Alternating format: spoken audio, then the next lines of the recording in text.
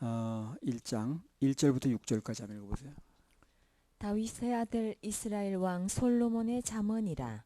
이는 지혜와 훈계를 알게 하며 명철의 말씀을 깨닫게 하며 지혜롭게 의롭게 공평하게 정직하게 행할 일에 대하여 훈계를 받게 하며 어리석은 자로 슬기롭게 하며 젊은 자에게 지식과 근신함을 주기 위한 것이니 지혜 있는 자는 듣고 확식이 더할 것이요 명철한 자는 모략을 얻을 것이라.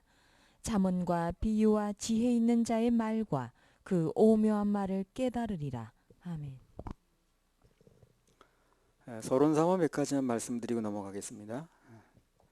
이 역사적으로 보게 되면 모든 나라나 민족은 다 나름대로 그 나라에 잠언이라는 게 있어요. 고유의 잠언이 다 있습니다. 격언이라고 그래도 되겠죠. 격언. 속담 그렇게 되고. 그걸 가지고 사람들에게 교훈하고 가리키는데 이 격언 또는 잠언 이거만큼 사람 마음에 꽉 박히는 게 없어요. 간단하게 한마디 하면서 그게 모든 게 이제 이렇게 포함되어 있는 거거든. 그게 이 잠언의 가르침이라는 게 이 세상 사람들이 그 가르침 중에서 교훈 중에서 가장 오래된 방법이에요. 그러니까 가장 오래된 방법입니다. 가장 오래된 형태의 교육 방법이 잠언식의 방법이라. 우리나라도 그런 거 많이 있죠. 예를 들면 돌다리도 두들기고 건너라. 그게 무슨 말인가요? 조심하라는 거죠. 그게 이제 한마디로 말하는 거예요. 그게 실을 그렇게 덤벙대지 말고 신중하게 꼼꼼하게 챙겨서 요새같이 무슨 계약 같은 거 잘못되고 무슨 이면 계약에 무슨 뭐 잘못된 게 있는가. 그 돌다리도 두들겨서 건너라 하는 그 잠언이라는 게 한마디로 말한 거지만 그게 많은 교훈들이 들어있는 거예요. 어느 나라나 그런 게 있는 겁니다. 뭐 배나무 밑에서 갓을 다시 쓰지 말라. 그건 무슨 뜻입니까? 맞아. 오해받을 듯 하지 말아라. 그 배나무에서 이렇게 갓을 잡고 쓰려고 그러면 멀리서 보면 그 배를 따는 것처럼 보이잖아. 그리고 외밭에서 신발끈 뭐 고쳐 매지 말라. 그러면 자기 신발끈을 뭐 고쳐 매는 거지만 그 받임자가 볼 때는 오일 달라고 그러는 거지. 의심받을 짓을 하지 말라는 거거든. 그러니까 이제 누가 그런 말들을 만들었는지 모르지만 하여튼 자우지간 오래된 말들이고 그걸 통해서 많은 이제 교육을 하는 겁니다. 이제 그게 꼭 나를 위해서 만든 말이 아니기 때문에 뭐 그렇게 기분 나쁘게 들리지도 않으면서 교훈이 되는 거예요. 그래서 이 잠언식의 이 교육 방법은요. 책이 저는 아주 귀했습니다. 옛날에는. 지금 책이 흔하죠. 인쇄를 찍어내니까. 옛날에 책을 다 썼거든. 이게 필사했거든. 그 책이 아주 귀했기 때문에 정말 양반집 자제나 책을 봤죠. 이 상 그런 거 붙는 사람들은 책을 볼 수도 없었어요. 그만큼 책이 귀했습니다. 왜냐면 이걸 뭐 양산하는 게 아니고 찍어내는 게 아니고 전부 썼으니까. 그리고 책이 한정돼 있는 거예요. 그래서 아주 양반집 자제들 그냥 그런 사람의 몇 사람 책을 보는 거지 이 상 이런 사람들은 책을 볼 수도 없었어요. 그래서 책이 귀하다 보니까 교훈할 수 있는 게 이제 그런 걸 교훈하는 거야. 뭐 무슨 돌다리 두들겨 건너라 이런 것은 책에 다 쓰지 않아도 짧으니까 말 한마디 건네면서 많은 교훈을 그렇게 하는 거예요. 옛날에는. 이 잠언이 기록될 시기는 어땠을까요? 책이 그때도 귀했습니다. 그때 이 짐승 뭡니까 가죽 양피지에다가 이렇게 조금 필사 쓸 때니까 그리고 책 귀할 때죠. 이런 식으로 교훈을 하는 거예요. 이제 책을 많이 안 읽어도 이런 말 한마디에 쉽게 기억되고 영향을 미치거든. 잠언식으로 그 당시에 이제 어느 나라나 교육을 많이 했는데 근데 신기한 건 지금도 우리 많이 써먹어요. 잠언을 지금도 뭐 아주 안 써먹는 방법이 아니야 이게. 오래됐지만 지금도 여전히 이게 쓴다는 거죠. 아직도 사람들에게 강하게 영향력을 발휘합니다. 이 잠언이. 말 한마디에 천냥빛 갚는다 그런 말 있죠. 그건 무슨 말입니까? 말 좀 예쁘게 해라. 말 예쁘게 하면 그 말 예쁘게 한 것 때문에 그게 빛 그냥 탕감해 줄 수도 있다는 거거든. 그런 말 지금 여전히 쓰잖아요. 그죠? 여전히 쓰잖아요. 정말 말 예쁘게 해야겠더라고. 말 한마디 참 그냥 아주 정 떨어지게 해놓으면 그 사람 나한테 온 것도 없고 간 것도 없어. 근데 아주 그다음부터 정말 오래가. 근데 말 한마디 따뜻하게 하게 되면 그 아주 정붙게 하면 뭘 하여튼 뭐 찾아서 주고 싶어.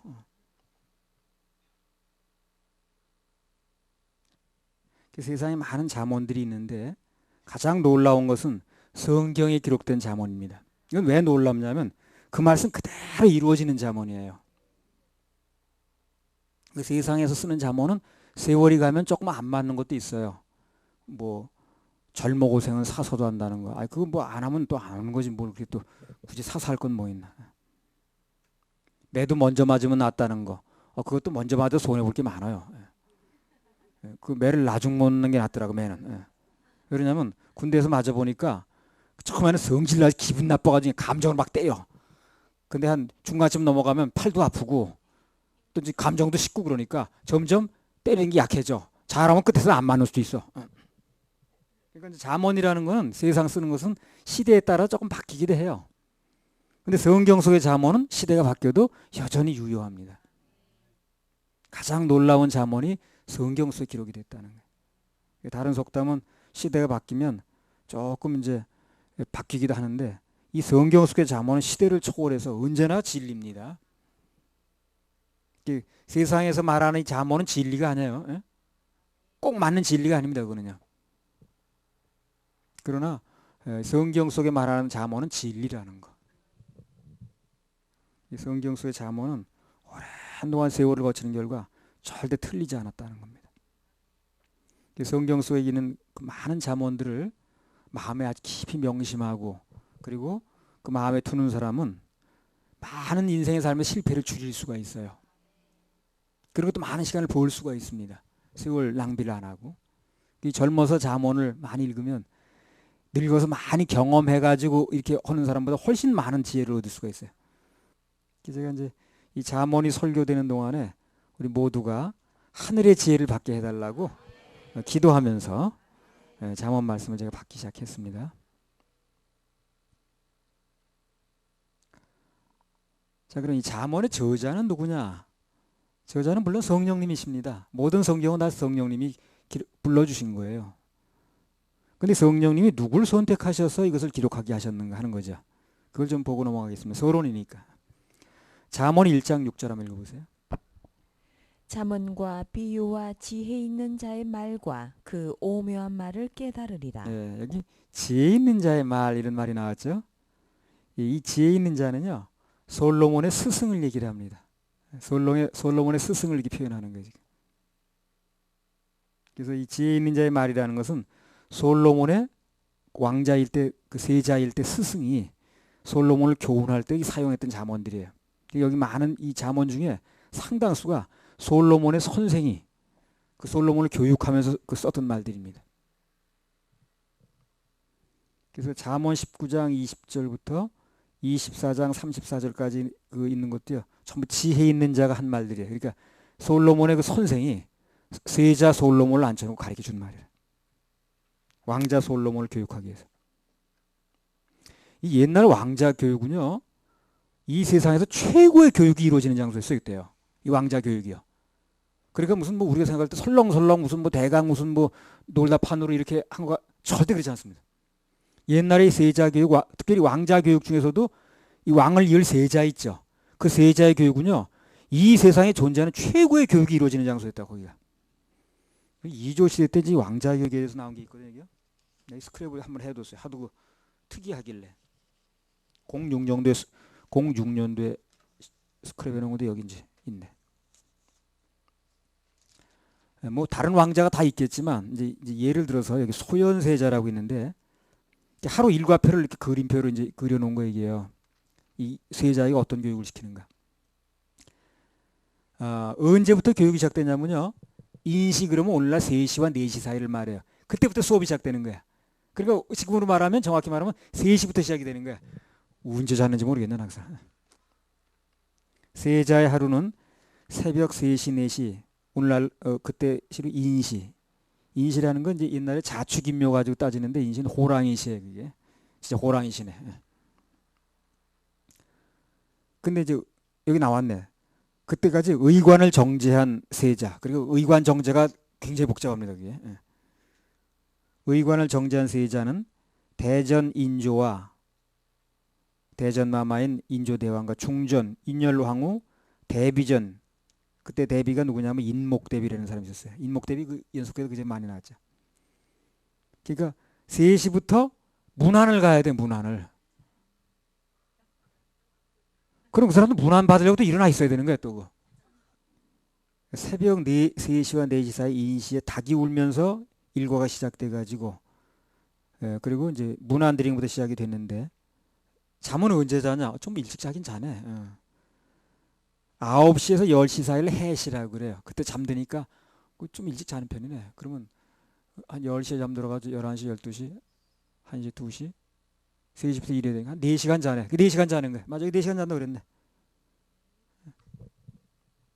그리고 세자에서 4시간 자고 그렇게 하는 거야. 하루에 매일 그냥 매. 공휴일? 없습니다. 빨간 날? 없습니다. 식목일? 없어요. 예. 그냥 1년 내내 하는 거야.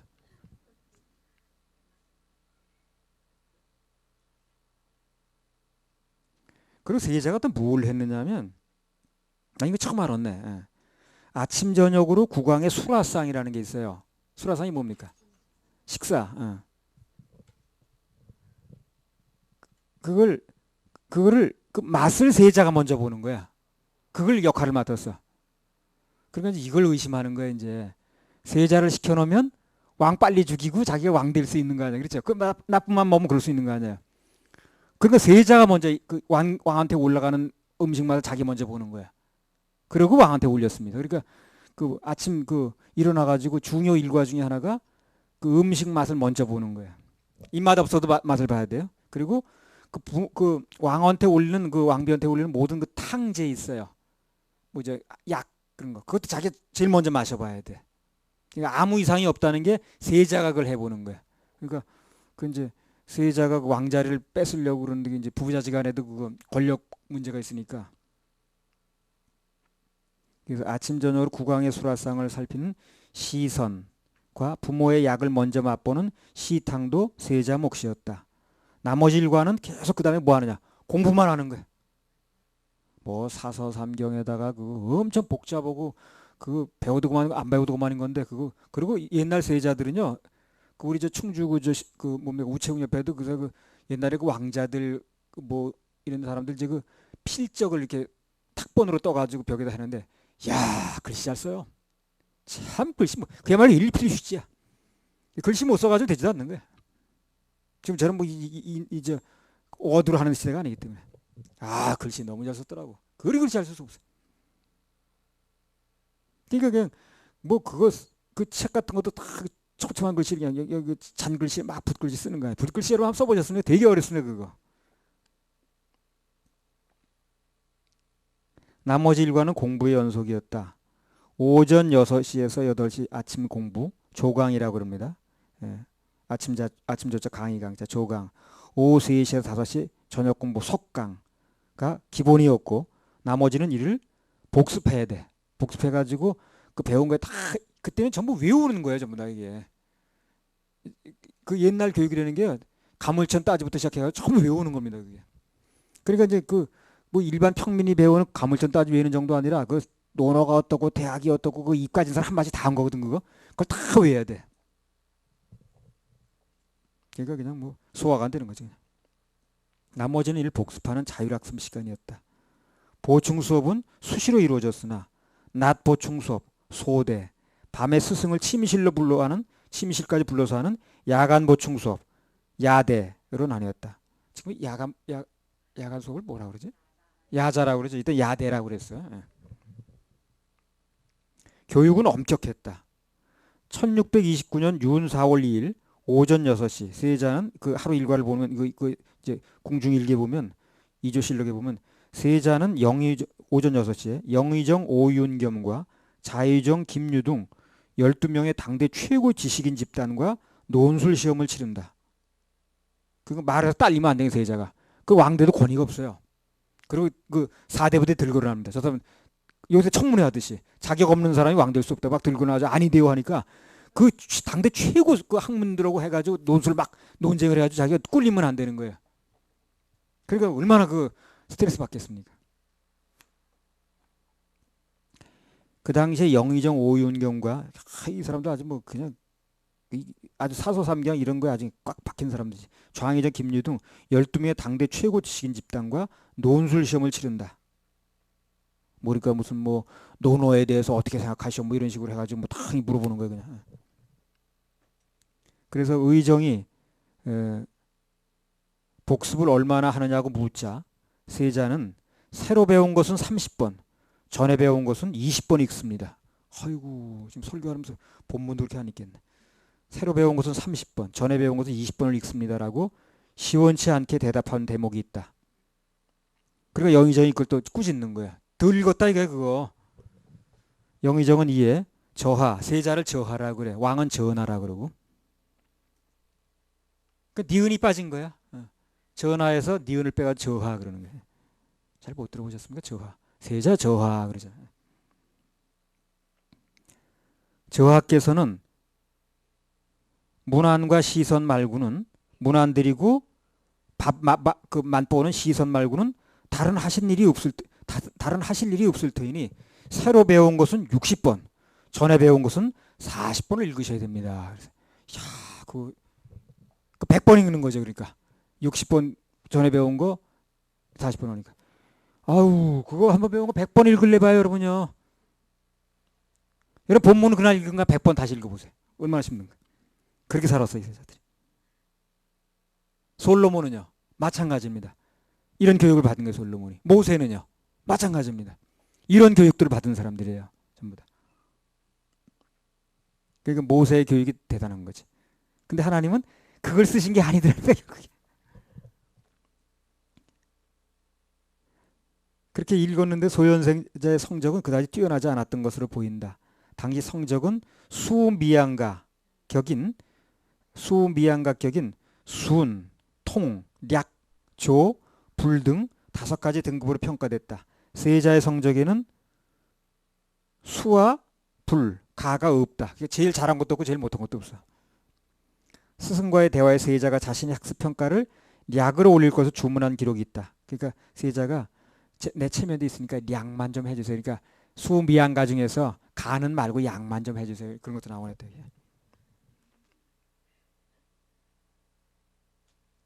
세자는 1625년 2월 세자 책봉 직후부터 1634년 3월까지 9년간 통감저료 중국 송나라 때 역사서를 594회나 공부했다.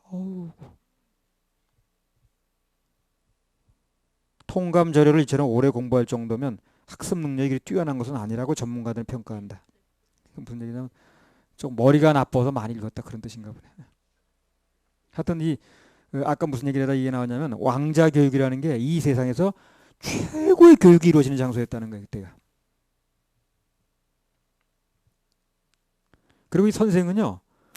이제 그 당대 최고의 그 선생들이요. 여러 명이 한 7, 8명이 교대로 들어와요. 또 세자는 혼자 하고. 그러니까 졸거나 무슨 먼 산 볼 수가 없는 거예요. 학생이 여러 명이면 어떻게 그냥 뭐 뒤에 이렇게 서 하게 되는데 학생 한 명의 선생은 여러 명이니까. 그래서 그런 그 교육 받을 때 여기 이제 그 지혜 있는 자라는 게 이제 그런 사람 얘기라는 거예요. 그 왕자를 가리켰던 선생 얘기를 하는 겁니다. 그리고 이제 그런 사람이 기록한 그 이제 이 기록 말씀도 있고요. 잠언 그 10장에서 19장까지 하고 25장, 26장은 솔로몬이 직접 기록을 했어요. 또. 그리고 30장은 아굴이라는 사람이 기록을 했는데 아굴이 누군지 잘 지금 안 밝혀졌습니다. 그리고 아굴이 뭐 그 왕자인지 하여튼 뭐 그렇고 누군지 잘 모르겠어요. 그리고 31장은 누가 기록했습니까? 르무엘 왕이라고 그러는데 이게 또 누군지 잘 지금 뭐 설이 많아요. 좌우지간 여러 명이 그 연합의 편집을 해가지고 이렇게 이제 기록된 게 잠언입니다. 자, 열왕기상 4장 30절에 33절 한번 읽어보세요.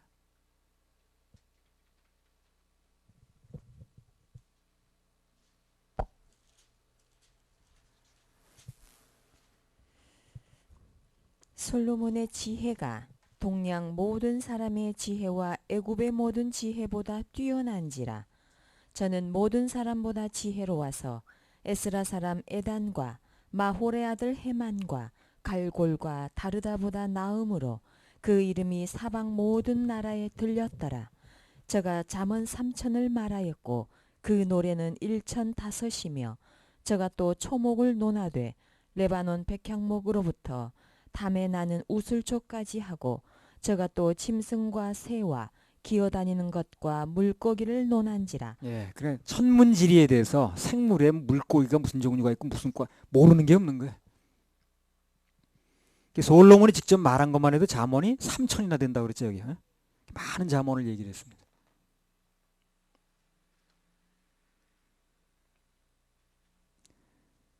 그래서 이 많은 잠언을 얘기를 했는데 그게 다 기록된 게 아니고 성경에 한 300년이 지나가지고 유다 왕 히스기야라는 사람이 나와요. 그 뒤에 그 히스기야 때 그 신하들이 그 많은 잠언 중에서 편집을 했습니다.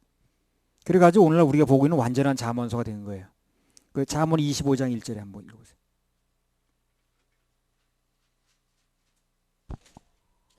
이것도 솔로몬의 잠언이요 유다 왕 히스기야의 신하들의 편집한 것이니라. 예, 그 유다 왕 그 히스기야 그 후대에 몇백 년 지나가지고 그 잠언이 참 많이 있었는데 그 중에서 정말 성령의 감동함을 받아가지고 다시 추린 거예요. 오늘날 우리에게 전달돼서 읽고 있는 잠언은 어떻습니까? 추리고 또 추려서 엑기스 중에 엑기스입니다 이게. 그러니까 이거 읽으면 그냥 엑기스를 마시는 거예요. 그러니까 아주 그 많은 학자들이 추리고 추려가지고 이걸 이제 요약해 놓은 거기 때문에 그냥 이 잠언서 지금 기록된 거는요 우리가 그냥 읽으면 이렇게 우리가 받으면 그냥 엑기스를 마시는 겁니다.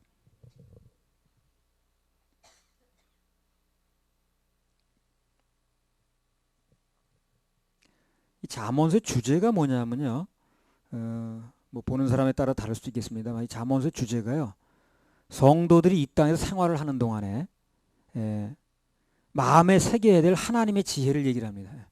이 세상을 살아가면서 어떻게 하나님의 지혜를 품고 살아야 되는가 하는 얘기를 한 건데 그러니까 하나님의 자녀들이 이 땅에 사는 동안 반드시 지혜가 필요한데 그 지혜를 어떤 지혜를 가지고 살아야 되는가 하는 걸 써놓은 게 이제 잠언서입니다. 그런데 저에게는 이 잠언서를 거의 복음으로 풀어주셨어요. 뭐 세상 사는 지혜도 물론 얘기를 하겠습니다만 그거 이면에 그 복음으로 이렇게 거의 이렇게 풀어주시더라고요. 이제 앞으로 얘기를 하겠습니다만. 내가 너희를 보냄이 양을 이리 가운데 보냄과 같도다. 그러므로 너희는 뱀같이 지혜롭고 비둘기같이 순결하라. 예, 예수님이 이렇게 말씀하셨는데 그 말씀하신 예수님이 구약의 이제 하나님이시잖아요. 이 잠언서를 통해서 이런 지혜를 주시는 거예요. 이걸 읽게 되면 이런 일들이 우리에게 내 것이 되는 것입니다. 그러니까 뭐 마태복음 10장 16절에서는 어떻게 지혜롭게 되는가 하면서 구체적으로 얘기를 안 했습니다만 그래 구약이 있는 거예요. 그래서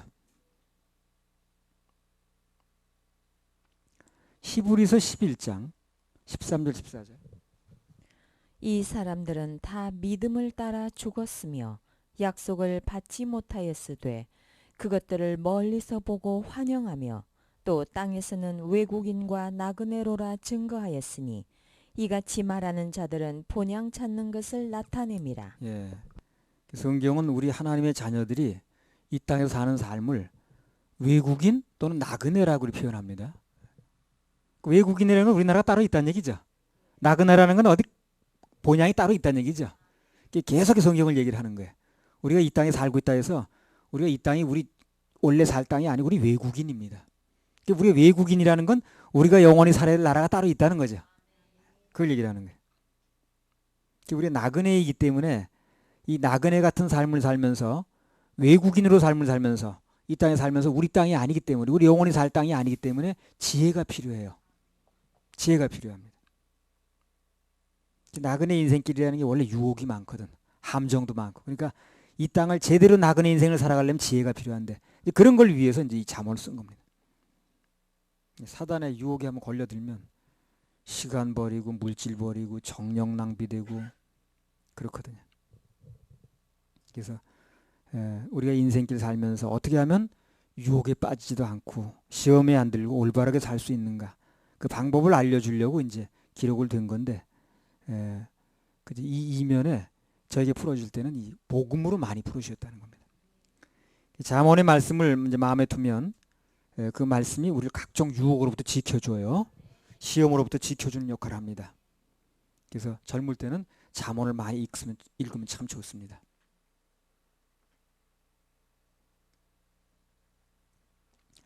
서론 삼아 그 정도 말씀을 드리고요. 조금만 본론을 얘기를 하겠습니다. 자, 1장 1절 한번 읽어보세요. 다윗의 아들 이스라엘 왕 솔로몬의 잠언이라. 예. 다윗의 아들 이스라엘 왕 솔로몬의 잠언이라. 이 솔로몬의 그 이름 뜻에 대해서 잠깐 보고 넘어가면요. 솔로몬의 이름 뜻이 뭡니까? 평강 그런 뜻이죠. 평강. 솔로몬의 이름 뜻은요. 화평하다는 의미가 있어요. 그래서 그 다윗이 성전 짓겠다 그러니까 넌 전쟁의 사람이라 안 돼. 네 아들이 화평한 사람이니까. 이 성전은 누가 짓는다는 거예요. 화평한 사람이 짓는 거예요. 몇 번 말씀드렸죠. 그 전에도. 그래서 뭐 싸움이나 했었고 그러면요. 그 단체는 하나님께서 이 성전에 관한 걸 주질 않습니다. 그 싸움에 가지고 갈라지라고 얘기하겠어요.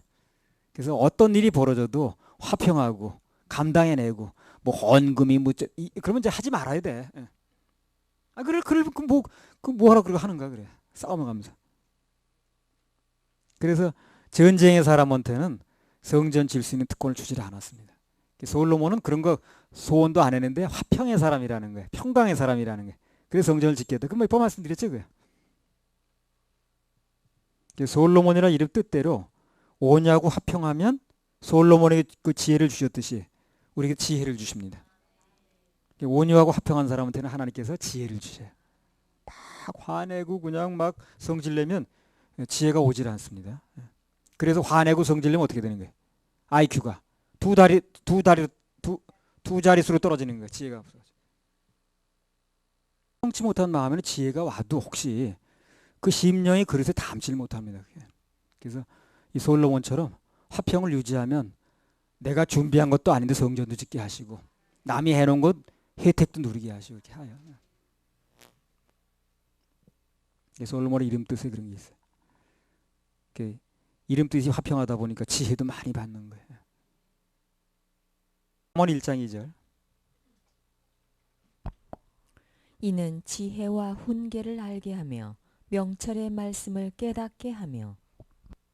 예, 이는 지혜와 훈계를 알게 하며 명철의 말씀을 깨닫게 하며. 뭐가? 잠언서가. 이 잠언서를 읽게 되면 지혜와 훈계가 뭔가에 대해서 알게 돼 있어요. 그리고 명철의 말씀이 깨달아집니다. 잠언을 읽게 되면 하나님 마음이 알아지게 돼 있어요. 마음이 알아지니까 그 말씀 속에 있는 하나님 마음을 읽게 됩니다. 그러니까 이제 목사님들이 성경을 볼 때 하나님 마음을 알게 되면 많은 얘기들을 할 수 있어요. 그냥 읽는 얘기만 끝나는 게 아니라 그 뒤에 하나님 마음을 읽을 수 있게 된다. 잠언을 읽게 되면 명철의 말씀을 깨닫게 되는데 하나님 마음이 알아져 가지고 말씀에 깨달음이 온다는 거예요. 잠언이 풀리면 말씀이 풀립니다. 그래서. 자, 1장 3절 또 읽어보세요. 지혜롭게 의롭게 공평하게 정직하게 행할 일에 대하여 훈계를 받게 하며. 예. 이 잠언의 말씀을 마음으로 받게 되면 특별히 좋은 게 뭐냐면 모든 일에 대해서 훈계를 받기가 좋은 마음으로 바뀌어요. 이게 큰 수확입니다. 대부분 그 결정적인 어떤 그 변화가 훈계 때문에 오는 건데 칭찬보다는 질책에서 오는 거거든요. 직접적으로 그 사람 단점을 얘기를 해버리니까. 근데 그게 잘 못 받거든 사람들이. 받아낼 수만 있으면 내가 고칠 수 10년 걸쳐서 고칠 걸 한 1년에 할 수 있는 것이고 한 방에 할 수 있는 거거든. 그 마음밭으로 바뀔 수 있는 마음이 잘 되는 거예요. 이 잠언서 읽게 돼. 그래서 이 잠언서에 보면 꾸중과 훈계에 대해서 많은 부분이 나옵니다. 매사에 훈계를 받아낼 수만 있으면 그러면 인생에 좋은 일이 일어나는 겁니다. 언젠가 이런 말씀을 한번 드린 적이 있는데 이거 뭐 주석에서 본 겁니다. 이거는. 예. 그 지혜를 나타내는 말에 원어에 두 가지가 있다고 그래요. 하나는 호크마란 말이 있고 하나는 소피아란 말이 있다. 소피아가 말이 뜻입니다. 소피아란 말이 있는데 둘 다 그 지혜를 뜻하는 말이에요. 근데 조금 더 세분하면 약간의 뉘앙스가 틀립니다. 이게 호크마는 지혜 쪽에 무게 중심이 있고 소피아란 말은 지식 부분에 무게 중심이 있어요. 주석에 보면 이렇게 나오더라고. 그래서 하나님을 경외하고 예배에 성공하면 그 말씀에 무조건 아멘하면 이 두 가지를 다 주시는 거예요. 호크마도 주시고 소피아도 주시고 그러는 거예요. 둘 다 가지면 더 좋잖아요. 그렇죠? 예. 그리고 본문 1장 3절에 보면 지혜가 오면 의와 공평, 정직은 어떻게 된다는 거예요? 저절로 알게 되는 것입니다. 저절로. 그래서 이 이제 잠언서를 읽고 이 이제 지혜가 오게 되면요. 속지 않아요. 그러니까 어떤 일이 벌어질 때 이 일은 이렇게 되는 거야. 저것은 사단이 저렇게 역사해서 일어나는 거야. 이걸 판단할 수 있는 기준이 와요. 그 사람은 속지 않죠. 잠언서를 읽게 되면 지혜와 명철이 와가지고 이제 공평과 정직 또 이런 부분에서 저절로 알게 되기 때문에 이 어떤 일어난 일에 대해서 속지 않게 됩니다. 속으면 안 되거든. 그 세상에 일어난 일이 이게 딱 분석이 돼야 되거든. 그래야 자신도 안 속고 또 자신의 영향권 있는 사람도 속지 않게 해주지 않겠습니까? 할렐루야. 그렇게 하실 하나님께 박수 올려드려요. 예.